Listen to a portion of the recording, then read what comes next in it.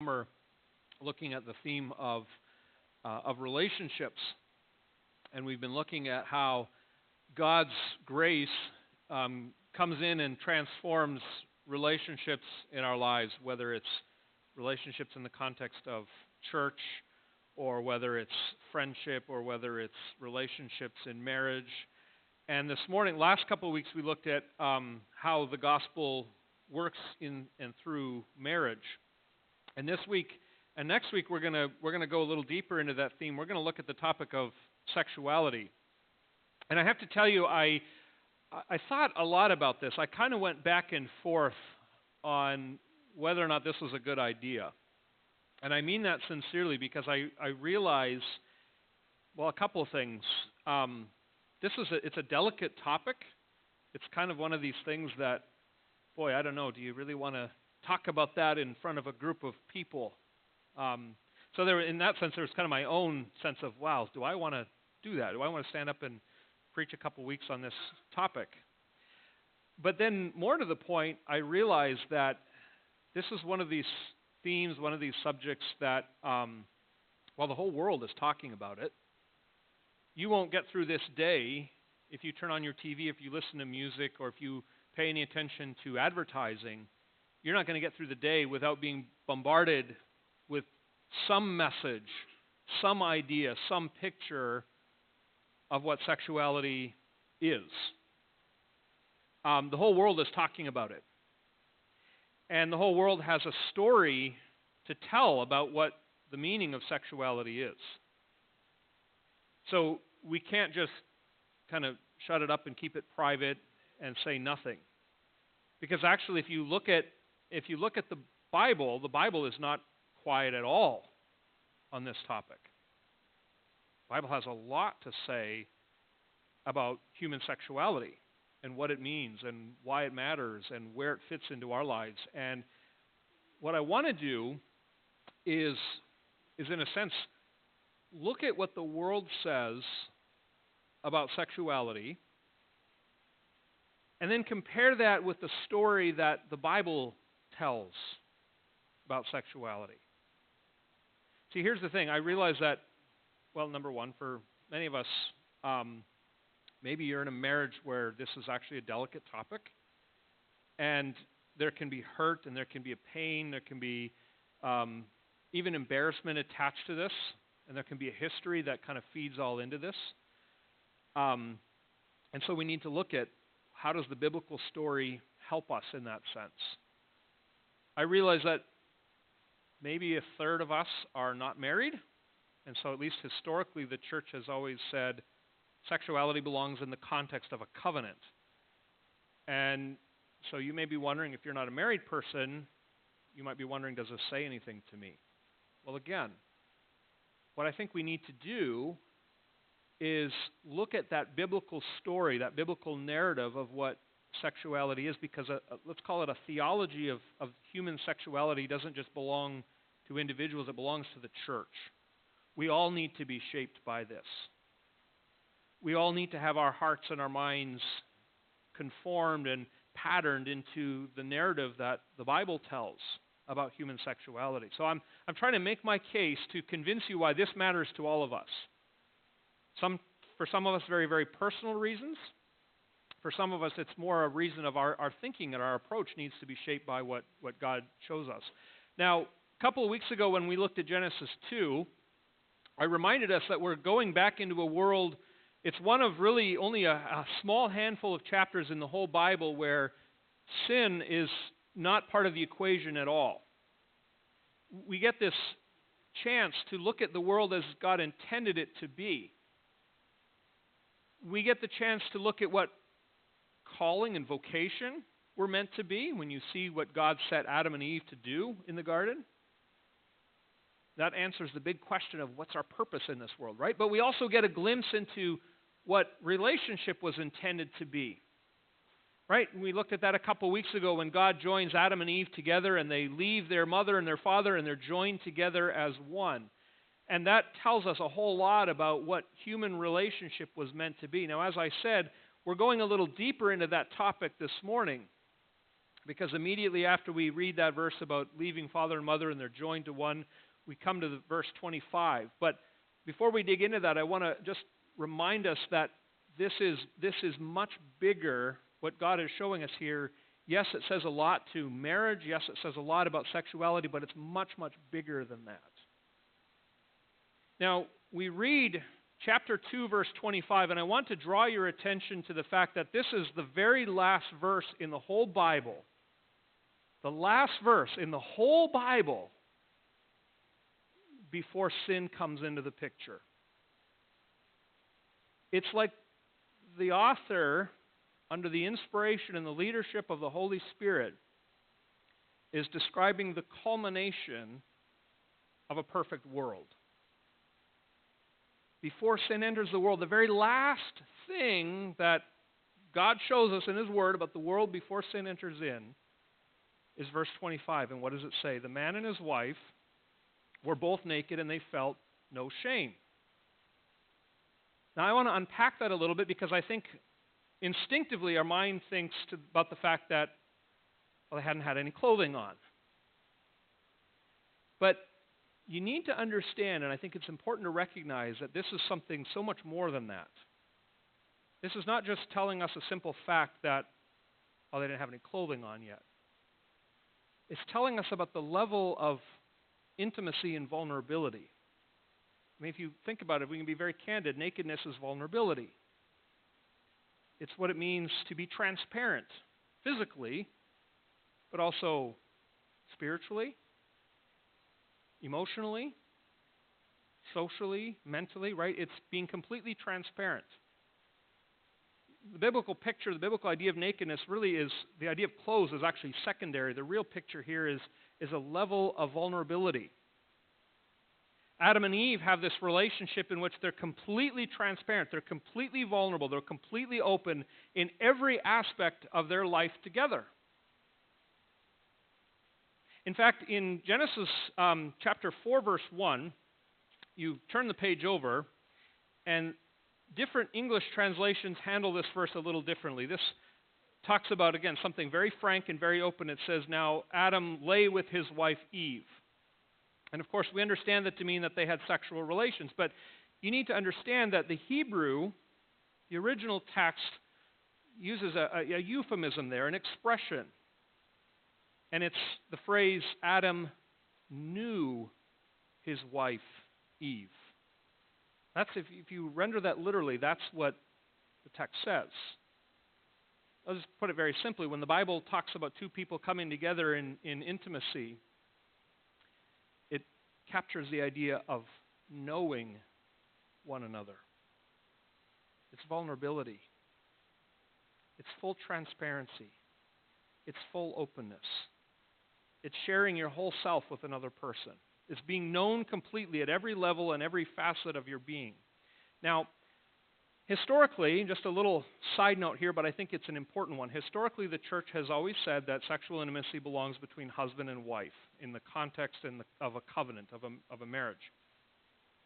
If someone were to ask you, someone were to say to you, would you please show me the verse in the Bible where it says you must not have sex outside of marriage? You couldn't do it.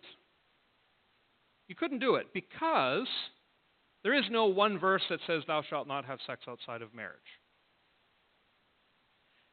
But here's what you need to recognize. Here's the bigger context. Remember, Genesis 2, verse 24, the picture of two people coming together, and we talked a couple weeks ago about the idea of covenant. They are joined together. They have committed their lives completely, entirely to each other. Their lives are being joined and fused together. And we said that that's covenant. That's the context of covenant. And then it makes sense because when two people have committed their entire lives together, when two people have pledged, I am giving myself to you, then it only makes sense, you make that covenant, then it only makes sense that you actually give yourself physically as well. You see the picture here? You see what God is doing. He's saying sex is really about, you've joined yourselves together in every other way. You've joined your lives together. Now you come together physically. Again, to be very upfront and very honest, sex is not just meant to be physical. God did not design human sexuality simply as something physical. It's something where you are being joined together emotionally, mentally, spiritually. It's the joining of your whole self. Now, I suspect that about 50% of the people here kind of intuitively understand this. And for the other 50%, it's kind of intimidating. Now, I say 50% because about half of you are men and about half of you are women. Okay? I quoted last week a researcher by the name of John Gottman. He has done extensive research into marriage and couplehood and sexuality, and he said it this way. He says, for the woman, for wives, sex confirms the intimacy. And for husbands, it creates the intimacy. Now, I'll let that sink in for just a moment, and I'll say that when you understand the differences here, and when you recognize those differences, and if you're a married person, you live into those differences, it's actually, you begin to see the brilliance and the genius of God's design. But if you don't recognize them, it's a recipe for disaster. Because wives intuitively understand the need for intimacy on every other level. They need to feel connected emotionally, mentally, spiritually. And sex is like the last and most deep, personal, intimate way of connecting. Now, men come at it from the opposite side where sex opens the door for intimacy in every other way. So it's, again, understand that, recognize that, know that, live that, and it's genius. But if you don't see that, it can become an incredibly tense and conflict-infused area of marriage. Now, here's the thing. This is where we begin to take a step back. And we begin to recognize that actually this is bigger than sex. What God is describing here is not, yes, it's about intimacy. Yes, it applies directly and first and foremost to married couples, but it's bigger than that. What God is really describing here is the joy of being known. And this is not something that is limited to married couples. One of our greatest longings as people created in the image of God is to be known by another and to be loved. To be able to share ourselves. Be able to say to someone, I'm hurting. To be able to say to someone, I got to tell you what happened this week. And to be affirmed in that. To have someone respond to you by saying, wow, that is so exciting. Or, I am so sorry you're going through that. That is one of the deepest longings that we have, to be known and loved. My wife and I spent a week last summer in Prescott, Arizona with another couple. They were marriage counselors, and we spent just kind of a week with them. It's kind of like a marriage tune-up, just spending time and talking about some things that, if you're here last week, laundry hampers and stuff like that. If you weren't here last week, go watch the video and it'll make sense. But honestly, one of the greatest experiences of that whole thing was just being able to share with another person and to be affirmed, to be encouraged, to have that sense that someone else knew us and loved us. That is one of the deepest longings that we have as people created in the image of God. Now, go a step further, because this is not something that just happens automatically. If you look at the second part of verse 25, it tells us, they felt no shame. They're in this relationship with one another of total vulnerability and transparency and intimacy, and they feel no shame. What is that telling you? That's telling you that the horizontal relationship, the ability to be open and transparent with one another, is tied to the vertical relationship. It's tied to the fact that they know that the God of the universe, the God who created them, the God who is perfect and holy and righteous in every way, can look down on them and know them completely and yet find no fault. No blemish, no imperfection, no sin, no stain, nothing. Adam and Eve knew that they were perfect in God's sight. They knew there's nothing to hide. There's no blemish, sin, soil, stain, and therefore they had nothing to hide from one another. Do you see how that works? Horizontal relationship depends on vertical relationship.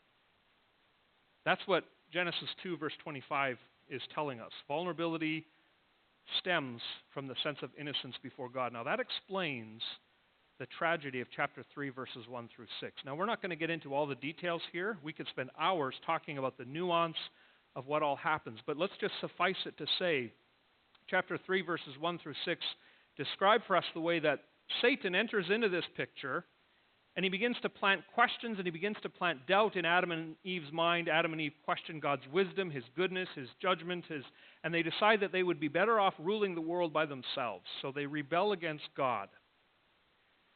Here's what I want to draw your attention to. Remember, the very first verse, the very last verse in a perfect world says, naked and unashamed.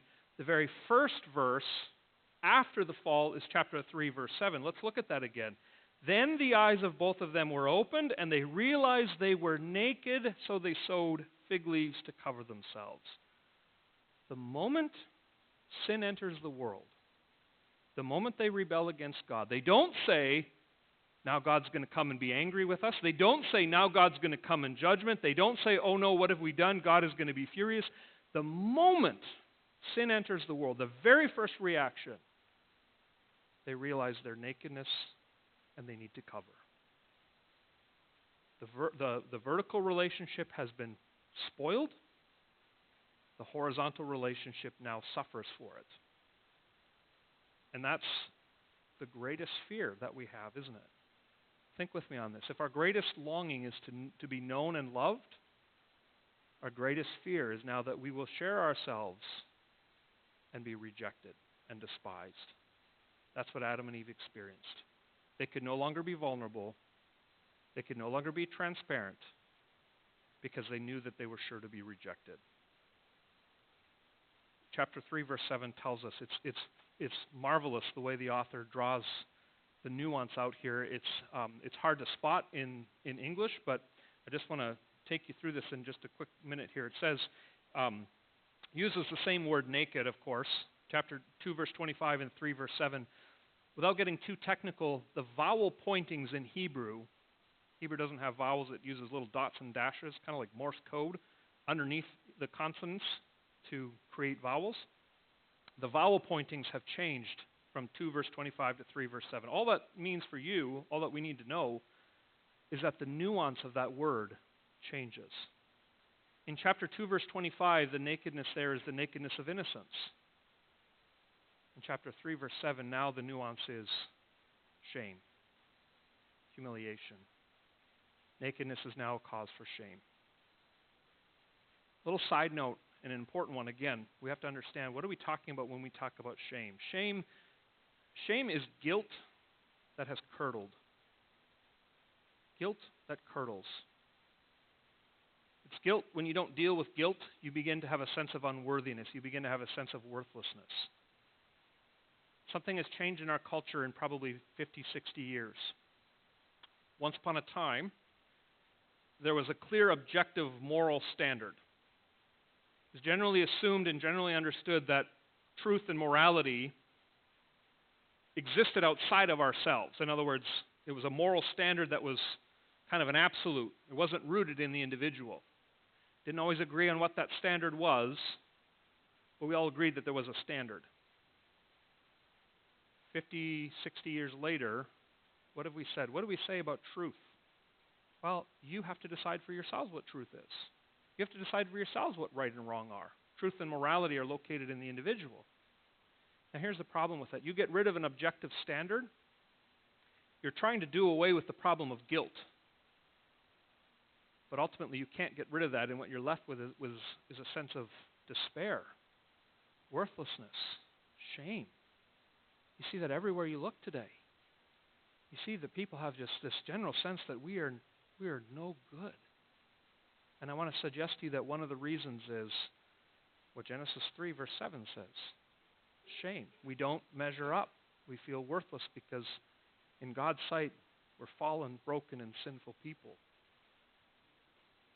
here's how that plays out in our culture. I said that our culture tells a story about human sexuality. I read a book that captures very well what our culture has done. It's called Hookup Culture.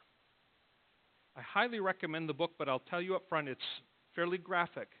But I've not come across any better description of sexuality in America today. It describes what's happening on so many college campuses today among college-age students. And it describes a culture where people are pursuing sex at all costs. But they're doing that by isolating the knowing part of it, the intimacy, the vulnerability. It's purely a physical pursuit. And the disastrous consequence of that is that we have to kind of close ourselves off from other people. Lisa Wade, the author of the book, says, hookup culture demands carelessness, rewards callousness, and punishes kindness, right? In other words, you hear the intimate personal side of human sexuality is punished and destroyed. And she goes on, both men and women are free to have sex, but neither are free to love. See the disastrous consequences. That's what youth culture, hookup culture is doing. But let's not limit it that way. If you're a married person, you see that there are ways that we can still do this in marriage. There are still ways that the effects of sin ripple into married life together. Right? For some of us, the thought of being physically vulnerable is terrifying. It's overwhelming. You avoid it. And for some of us, the thought of having to share your honest thoughts and feelings, to be honest and say, I'm really struggling with this right now. To be honest about your fears about the future, to be honest about your hopes for the future, that's actually terrifying. So you hide, put on a facade. You pretend that your life is perfect, right? You got the white picket fence and the perfect family, and you post it all on Facebook, and you let the world have this view of you that everything's okay. Or you act real tough, stoic, hide your feelings, pretending that you got it all together. See what's going on? It's wearing fig leaves. It's covering up. Covering up either by pretending that we can have sex without any emotional connection, covering up by pretending that we've got the perfect life when inside we're just broken and hurting, covering up by pretending we're all in control of our feelings. It's fig leaves. Genesis 3 verse 7 tells us that what do Adam and Eve do the moment that they realize their brokenness before God, the moment they realize their nakedness? They sew fig leaves. They're trying to cover up. They're trying to deal with the problem of their nakedness. But you know what? They can only deal with the problem at a very, very surface, shallow level. I want to show you the real solution. Adam and Eve's attempt at covering up couldn't really do the task, couldn't really cut it. Jump ahead, flip the page over if you would, chapter 3, verse 21. You'll see it at the top of the paragraph on the right side there. The Lord God made garments out of skin for Adam and his wife and clothed them. Wow. God looks down and he says, your wardrobe ain't going to do it. So all the fig leaves in the world, you can't deal with the real problem here. The only way you'll be clothed, says God, is if I come and clothe you. Is if I come and deal with the deeper problem, not just of physical nakedness, but of shame. So what does God do? He provides garments of skin. Now, why skin instead of leaves? Well, skin requires that an animal had to die. The skins show that something else had to give its life to clothe Adam and Eve. And that's a foreshadowing. That's a hint of what God ultimately would have to do many, many, many centuries later in Jesus.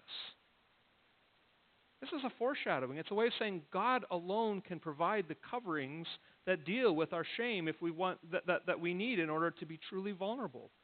How does God do that?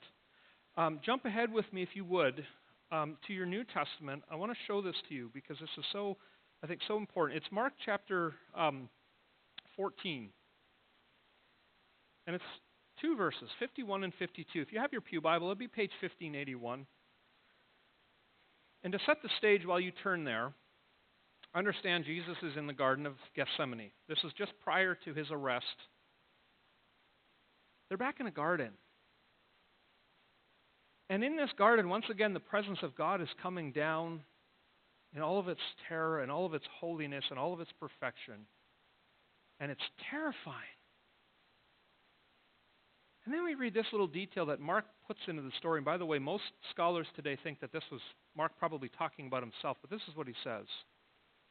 A young man wearing nothing but a linen garment was following Jesus, and when they seized him, he fled naked, leaving his garment behind. See what's happening there? So it's like Garden of Eden 2.0. Once again, the presence of God comes into a garden. And once again, someone flees naked in terror and in fear. But this time, someone stayed. Jesus stayed in that garden. And he was arrested and he was carried before Pilate. And he was put on trial and he was examined. And he was found to be innocent. He was found to be perfect, unashamed.